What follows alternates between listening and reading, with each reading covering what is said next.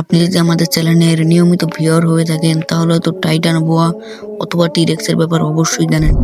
আর যদি না জেনে থাকেন তাহলে বলছি, টাইটান বোয়া হচ্ছে এই পৃথিবীর ইতিহাসের সবথেকে ভয়ঙ্কর ও সবথেকে বিশাল আকারের সাপ। টাইটান বোয়ার সর্বপ্রথম অস্তিত্ব 2009 সালে কলম্বিয়াতে পাওয়া যায়। বিজ্ঞানীরা মাটির নিচ থেকে একটি 42 ফুট লম্বা সাপের ফসিল খুঁজে পান, আর এটি দেখে মানুষ চমকে যায় যে পৃথিবীতে কখনো এত বড় সাপও ঘুরে বেড়াতো। আর অন্যদিকে টি-রেক্স ছিল ডাইনোসরদের সময়ের সবথেকে ভয়ঙ্কর খুনি এবং সবথেকে বিশাল আকারের ডাইনোসর, যারা কিনা আজ থেকে প্রায় 10 কোটি বছর আগে এই পৃথিবীতে বসবাস করত। হিংস্রতার দিক থেকে এই দুটি প্রাণী ছিল প্রায় সমান পর্যায়ে। তবে কি হতো যদি এই দুটি প্রাণী নিজেদের সাথে লড়াই করত, সেটি আজকে আমরা এই ভিডিওটির মাধ্যমে জানতে চলেছি। এই ধরনের ভিডিও সবসময় দেখতে চাইলে এখনই আমাদের চ্যানেলটিকে সাবস্ক্রাইব করে আমাদের পাশে থাকুন। তো চলুন শুরু করা যাক। টাইটান বোয়া বর্তমানের অ্যানাকোন্ডার মতোই দেখতে ছিল, কিন্তু আকারের দিক থেকে এরা অনেক বিশাল আকারের ছিল। টাইটান বোয়া ছিল তাদের সময়ের সবথেকে ভয়ঙ্কর ও বিশাল আকারের সাপ, কিন্তু তারা অ্যানাকোন্ডাদের পূর্বপুরুষই ছিল। টাইটান বোয়া বর্তমানের অ্যানাকোন্ডাদের মতোই শিকারকে একবারে তার বিশাল কুণ্ডলীর চাপ প্রয়োগ করে একদম দম বন্ধ করে হাড় ভেঙে মেরে ফেলে। এখন পর্যন্ত তাদের সর্বোচ্চ উচ্চতা এবং ফসিলেই পাওয়া গেছে প্রায় 42 ফুটের, কিন্তু বিজ্ঞানীরা ধারণা করে থাকে তাদের উচ্চতা 60 থেকে 65 ফুট পর্যন্ত হতে পারে, যা ফসিল আমরা এখন পর্যন্ত খুঁজে পাইনি। যদিও এই দুটি প্রাণী একটিও এখন পর্যন্ত পৃথিবীতে বেঁচে নেই, দুটিও বিলুপ্ত প্রাণী। টাইটান বোয়ার সর্বোচ্চ উচ্চতা আছে 40 থেকে প্রায় 45 ফুট পর্যন্ত। সেই সাথে তাদের ওজন আছে প্রায় 1.5 টন পর্যন্ত, অর্থাৎ প্রায় 1.5 টন পর্যন্ত হতো তাদের ওজন।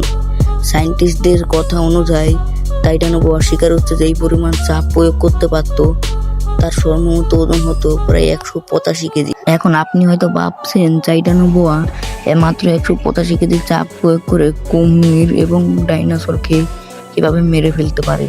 হ্যাঁ, এটা সত্যি যে টাইটান বোয়া তার শিকারের উপর 185 কেজি চাপই প্রয়োগ করত, কিন্তু সেটা প্রয়োগ করতো তার শিকারের মূল শরীরে না, সেটা প্রয়োগ করতো তার শিকারের সবচেয়ে দুর্বলতা জায়গার দিকে, যার সম্মানিত ওজন হতো প্রায় 3টি আইফেল টাওয়ারের ওজনের সমান। তার এই প্রেশারের হাত থেকে খুব কম প্রাণীরাই বাঁচতে পারত।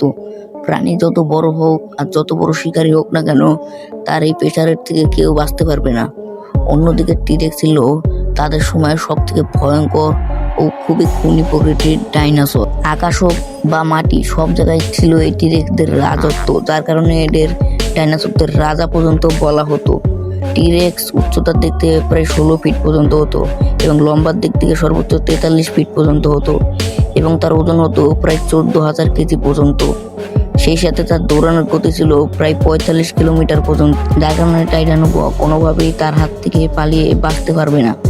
সেই সাথে তার কামড়ের শক্তি ছিল প্রায় 5 থেকে 6 টন পর্যন্ত, এবং এদের দাঁতের আকৃতি হচ্ছে প্রায় 12 ইঞ্চি পর্যন্ত ছিল এদের দাঁতের আকৃতি, অর্থাৎ 1 ফুট। এত কিছু জানার পরে আমাদের সময় এসেছে যে এদের মুখোমুখি হলে এদের মধ্যে কে জিতবে। আমরা এটা পরিষ্কারভাবে আমরা আপনাদেরকে জানিয়ে দিই যে টাইটান বোয়া গতির দিক থেকে অনেক পিছিয়ে পড়বে, যার কারণে কোনোভাবেই টাইটান বোয়া টি-রেক্সের হাত থেকে পালিয়ে বাঁচতে পারবে না। যার কারণে বাধ্য হয়ে টাইটান বোয়ার টি-রেক্সের সাথে লড়াইয়ে নামতেই হবে আর লড়াই করতেই হবে।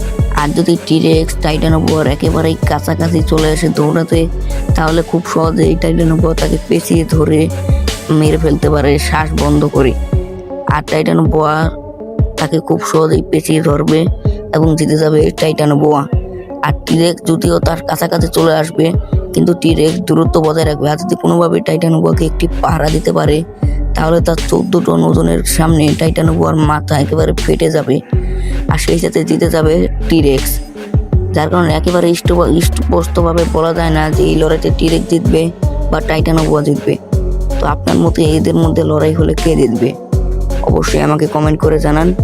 আর নেক্সটে কার সাথে লড়াই ভিডিও দেখতে চান অবশ্যই কমেন্ট করে জানান। তো ভিডিওতে ভয়েস শুনে বলেছেন যে ভিডিও বানাতে অনেক কষ্ট হয়েছে, তো সবাই একটু লাইক, কমেন্ট, শেয়ার আর সাবস্ক্রাইবটা করে দেন।